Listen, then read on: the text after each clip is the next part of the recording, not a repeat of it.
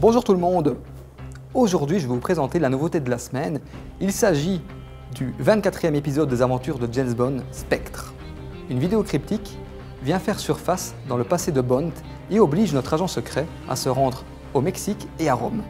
Lors d'une de ses missions, il va tenter de percer le mystère d'une organisation secrète nommée Spectre.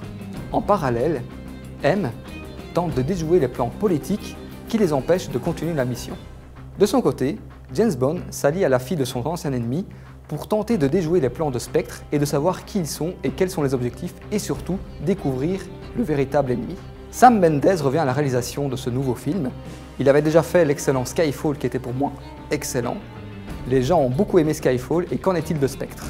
Les avis sont mitigés, beaucoup ont aimé, d'autres pas. Me concernant, je l'ai beaucoup aimé, même si je l'ai trouvé moins sombre et moins complexe au niveau de son écriture.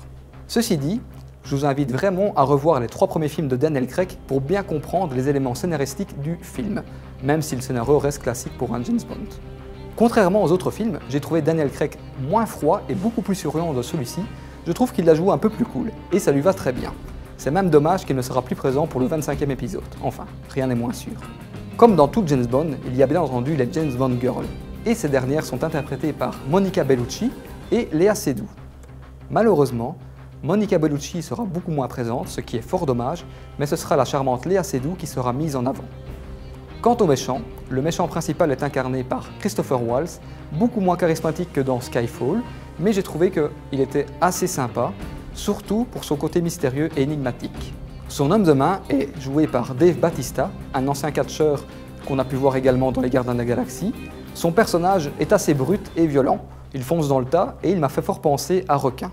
N'oublions pas non plus la musique et le générique qui sont l'essence même d'une saga James Bond.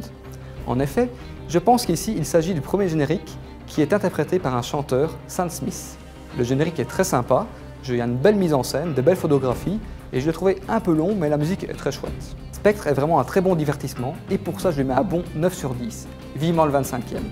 Spectre sera disponible en DVD, Blu-ray et Blu-ray Steelbook avec bon nombre de bonus.